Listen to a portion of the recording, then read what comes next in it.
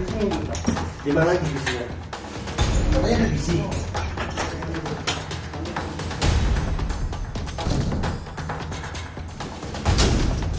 Judi online dan segala macam bentuknya harus tindak. Kalau masih ada yang kedapatan, pejabatnya saya copot. Lama gitu. Berarti lu setahun habis tuh 3 jutaan? Lebih kalau itu mah. Setiap masukin bisa 200, cepet 50. Oh, Gua sampai 2 motor. lo habis jual motor? Berapa lu jual motor? Waktu itu 3,5 juta. Biar member itu tertarik, penasaran gitu, karena kebanyakan new member tuh dikasih profit dulu, dikasih menang, walaupun kalau ujung-ujungnya dia tetap kalah gitu.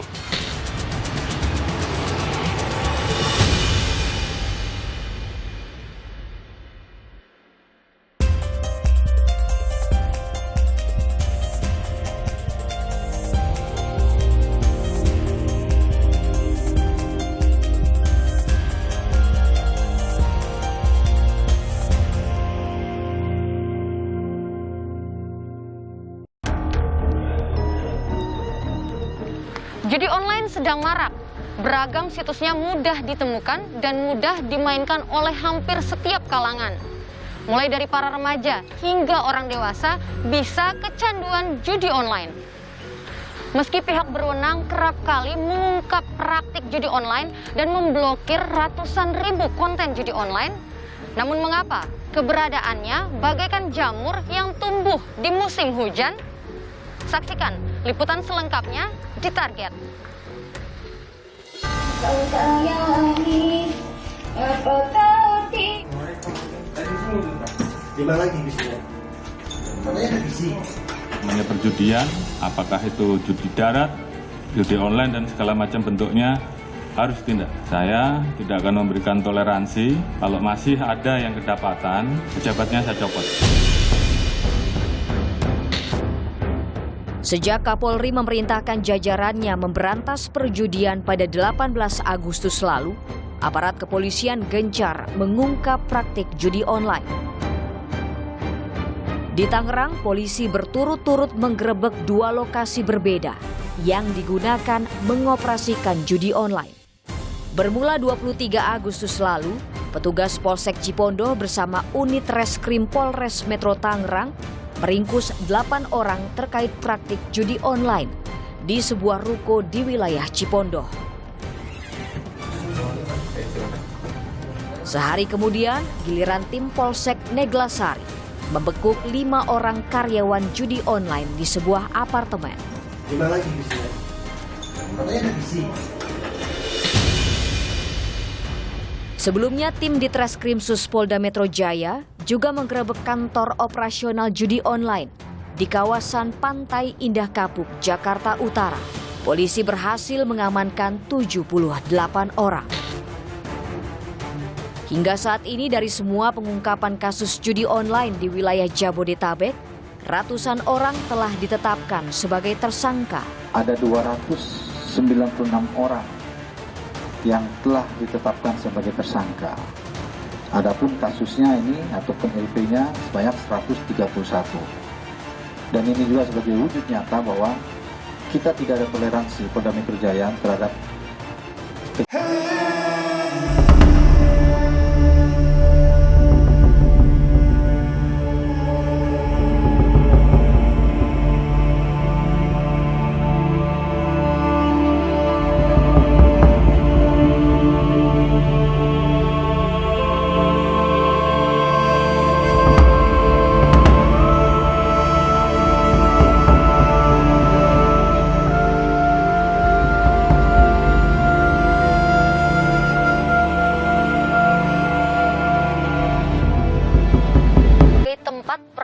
Judi online.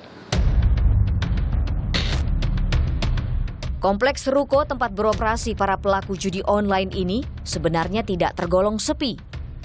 Ruko-ruko di sini kebanyakan telah terisi, digunakan sebagai kantor, salon, maupun tempat makan. Saudara, di ruko 3 lantai inilah para pelaku menjalankan praktik judi online. Sebelum polisi melakukan penggerebekan terhadap 78 orang, mereka mengoperasikan beberapa situs judi online. Kalau kita lihat dari luar nampak seperti biasa saja, tidak ada yang mencurigakan, namun tidak ada identitas atau pelang yang terpasang. Saya akan coba untuk menanyai beberapa warga sekitar tentang aktivitas yang terjadi di ruko ini. Yang itu yang tempat apa sih kemarin? Yang ada garis polisi? Kami mendatangi sebuah rumah makan yang posisinya bersebelahan dengan ruko yang dijadikan kantor judi online. Tahu ya? Tahu-tahu udah digerebek aja. Oh gitu. Berarti maksudnya kan kalau misalnya kayak gini-gini ruko kan tahu, oh itu tempat extension, ini tempat makan. Kalau di situ nggak tahu. Tetap orang-orangnya juga. Lah emang nggak kerja? Keluar. Oh iya. Kalau keluar kayaknya malam cari makan gitu kayaknya. Oh. Atau enggak gitu pada yang nggak tahunya.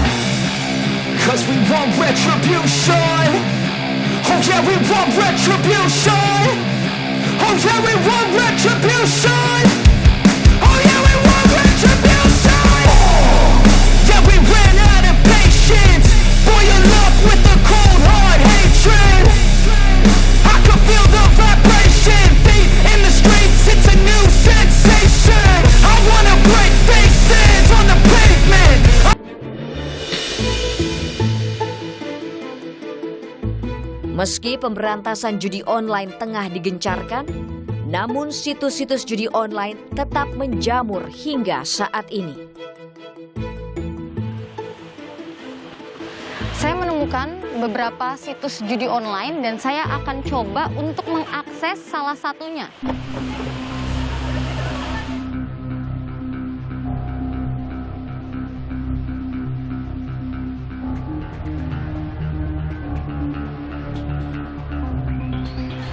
Benar saja, ternyata cukup mudah untuk diakses, namun saya butuh untuk registrasi kalau saya ingin memainkan dan membayar minimal Rp25.000.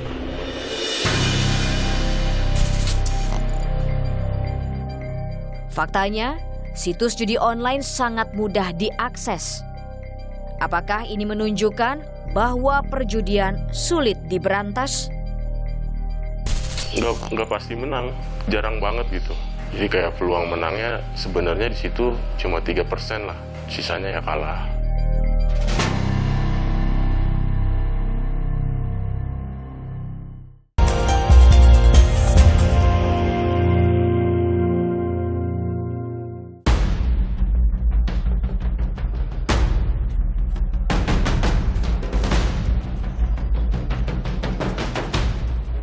Untuk menggait lebih banyak pemain, kini para pengelola judi online gencar mempromosikan secara terang-terangan. Seperti di Palembang, sebuah situs judi online menggunakan jasa seorang selebgram. Lelaki 20 tahunan ini mengaku dikontrak senilai Rp4 juta untuk mempromosikan judi online selama 8 hari melalui akun media sosialnya. Tidak hanya itu, judi online juga merambah dunia olahraga. Sebuah klub sepak bola asal Malang, Jawa Timur menjalin sponsor yang diduga terkait judi online.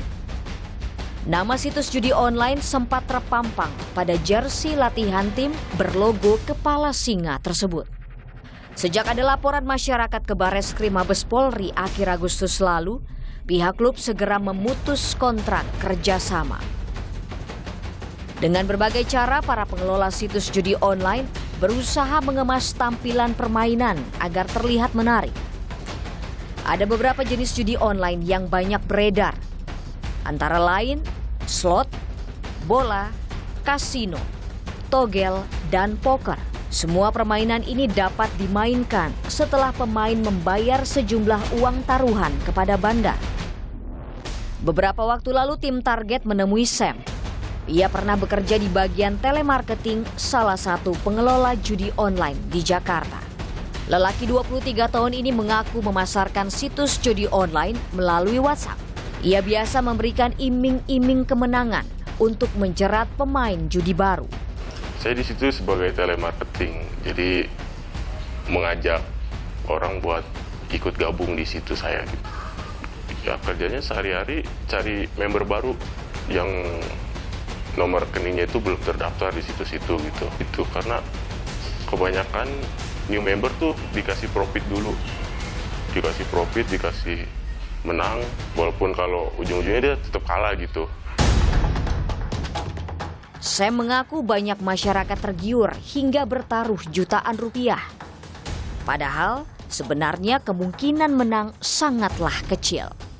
Kayak kita tinggal arahin aja, nanti kakak klik deposit ya. Di situ udah ada nomor rekening tujuannya. Terus buat banknya, semua bank bisa. Kalau e-wallet biasa sih Dana, Oppo, GoPay sama Link aja. Ya biasanya itu aja sih kalau. Pulsa jarang. Enggak pasti menang. Jarang banget gitu. Jadi kayak peluang menangnya sebenarnya di situ cuma 3% lah. Peluang menang buat di judi online. Sisanya ya kalah. Sistem kerja di sebuah situs judi online tergolong rapi. Di dalamnya ada seorang manajer yang bertugas mengawasi kerja supervisor. Seorang supervisor mengawasi beberapa telemarketer yang bertugas mencari anggota. Telemarketer juga akan mengarahkan pejudi untuk mengirim uang taruhan atau yang biasa disebut depo alias deposito. Setelah uang taruhan masuk, customer service meneruskan dana ke bandar judi. Lalu bandar mengisi rekening pejudi dengan sejumlah uang sebagai kemenangan. Saat ini siapapun bisa bermain judi online. Bukan hanya orang dewasa, para remaja pun tak sedikit bermain judi online. Tim Target menemui beberapa remaja yang kecanduan judi online di Bilangan, Jakarta Timur. Itu setiap masukin bisa 200, cepet 50. Oh. Gue sampai jual motor. Lo jual motor? Berapa lo jual motor? Waktu itu 3,5 juta. AN yang masih duduk di kelas 2 SMA juga punya cerita serupa. Meski belum pernah menang, ia tak pernah kapok. AN bahkan menjual telepon genggamnya. Tapi main tiap hari? Ya, kalau ada rezeki jual, ada jual. Kalau nggak udah sampai jual HP, gue udah jual HP. Pernah kan pinjam di temen. Berarti udah habis berapa tuh? Lu dari kapan main? 3 juta lebih udah. Udah lama. Dari kapan main berarti? Setahun. Main setahun? Udah setahun. Udah mulai setahun. Gue nggak pernah WD. Apa tuh? WD itu kayak menang. Gue nggak pernah menang. Judi online membuat mereka kecanduan, tak berpikir logis tentang kehidupan dan masa depan. Kehidupan sosial dan ekonomi bisa berantakan. Pejudi hanya terus berpikir untuk bertaruh dan berangan-angan tentang kemenangan. Pejudi, baik itu kemudian anak muda ataupun bukan, dampaknya memang berbahaya. Kenapa? Karena Anda menjadi tidak lagi produktif. Anda tidak lagi memikirkan upaya-upaya untuk memberdayakan diri Anda secara sosial, secara ekonomi, dan secara budaya. Pihak berwenang telah memblokir ratusan ribu situs judi online. Namun situs-situs tersebut terus bermunculan. Berdasar data Kominfo, rata-rata di sepanjang 2018 hingga Agustus 2022, jumlah situs judi online mengalami peningkatan tiap tahunnya. Sejak 2018 sampai 22 Agustus 2022, itu kita melakukan pemblokiran atau pemutusan akses 566.332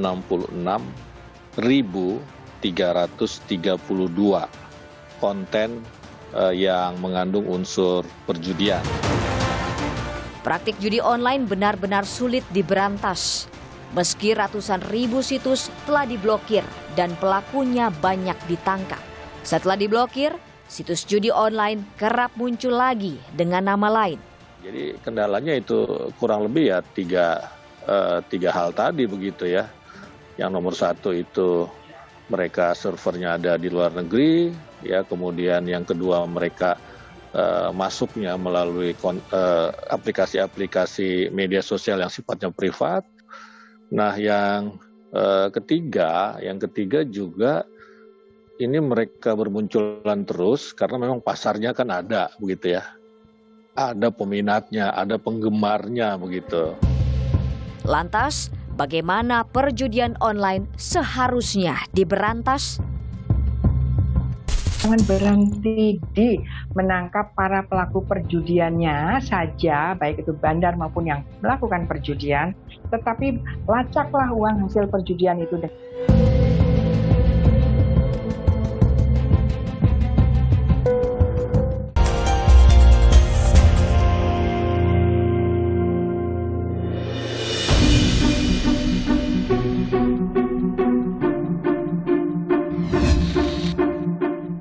Bisnis judi online memiliki nilai transaksi uang yang fantastis. Agar tidak terdeteksi pihak berwajib, bandar judi online melarikan uang hasil judi ke luar negeri. Dari sini, mereka melakukan kejahatan baru, tindak pidana pencucian uang. Mengaburkan, menyembunyikan uang hasil kejahatan sehingga seolah-olah tampak sah dari kejahatan asalnya perjudian. Setelah uang taruhan dari para pemain judi terkumpul, pengepul alias agen kecil menyetorkan uang tersebut ke bandar. Lalu bandar yang ada di Indonesia mengirimkannya ke bandar yang lebih besar ke beberapa negara di Asia Tenggara. Para pelaku kejahatan ini menyamarkan uang hasil judi online dengan membeli beberapa aset di luar negeri. Mereka juga mencampurkan uang panas tersebut ke dalam bisnis yang sah. Dia mencuci uang itu ya tadi dia kirim ke luar, dia belikan misalnya properti, mobil mewah atau benda-benda lainnya. Tadi kan diputar, bahkan nanti kita temukan juga itu dari uang hasil judi itu dicampur dengan yang dari usaha yang sah. Itulah proses pencucian uangnya. Pusat Pelaporan dan Analisis Transaksi Keuangan juga mencium dana judi online mengalir hingga ke negara-negara yang dikenal sebagai surga pajak. Jumlahnya diperkirakan mencapai ratusan triliun rupiah. Namun, hanya sebagian kecil saja yang berhasil dideteksi PPATK. Sepanjang Juli 2021 hingga Juli 2022, lembaga ini mencatat ada sekitar 5.000 laporan transaksi yang dicurigai terkait judi online. Nilainya lebih dari 5 triliun rupiah. Dengan jumlah transaksi mencapai 2,7 juta kali. Dari transaksi tersebut, tercatat ada 421 rekening yang digunakan. Untuk mengecoh petugas, pelaku kejahatan berpindah-pindah dan berganti rekening dan piawai memanfaatkan kecanggihan teknologi. Ini kan bekerja melalui pendekatan follow the money, mengejar uang hasil kejahatan dari pelaku pejudi online yang ada. Meskipun penelusuran uang kejahatan memiliki tantangan tersendiri, perampasan dana dan aset terkait judi online seperti yang diatur dalam Undang-Undang Tindak Pidana Pencucian Uang diharapkan mampu mendatangkan efek jera. Judi yang tidak online bisa menggunakan pasal 303 dan 303 bis KUHP, dan kemudian yang online-nya itu bisa menggunakan pasal 27 ayat 2 Undang-Undang ITE junto pasal 45 Undang-Undang ITE. Dan kemudian dari hasil kejahatan itu jangan berhenti di menangkap para pelaku perjudiannya saja, baik itu bandar maupun yang melakukan perjudian, tetapi lacaklah uang hasil perjudian itu dengan cara bagaimana? Terapkan pasal 3, 4 maupun 5 Undang-Undang Pencucian Uang. Dari sisi pengawasan, guna memberantas perjudian online, Kementerian Komunikasi dan Informatika telah memiliki sistem pengintaian untuk menjaring beragam konten judi online yang berseliweran di internet. Kita punya 3 lapis surveillance system.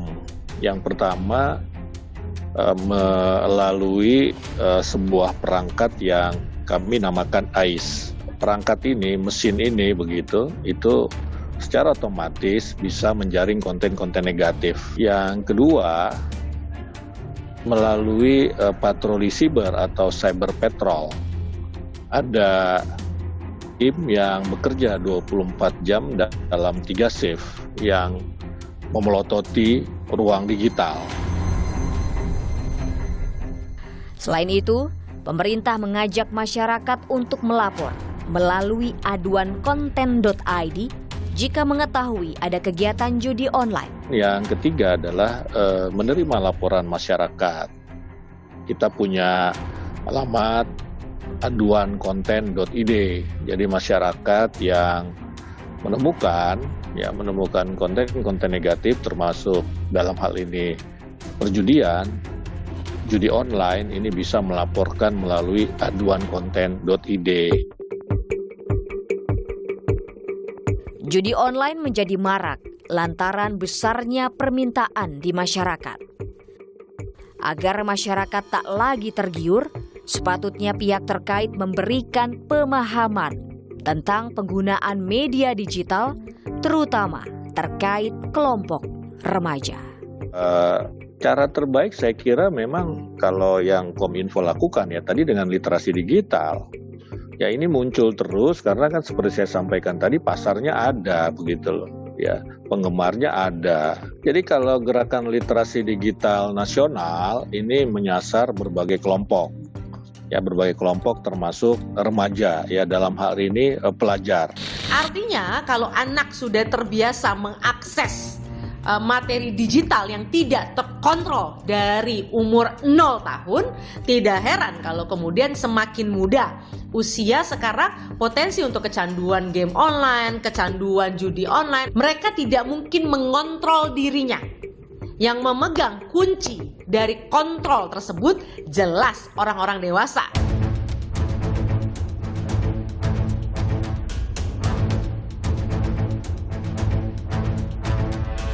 Ingat, judi apapun bentuknya bisa membuat Anda kecanduan. Yang pasti kenyataannya, judi dapat merusak ekonomi dan juga kehidupan sosial para pecandunya. Maka sebelum terlambat, mulai dari sekarang berhenti mencari keuntungan instan melalui judi online.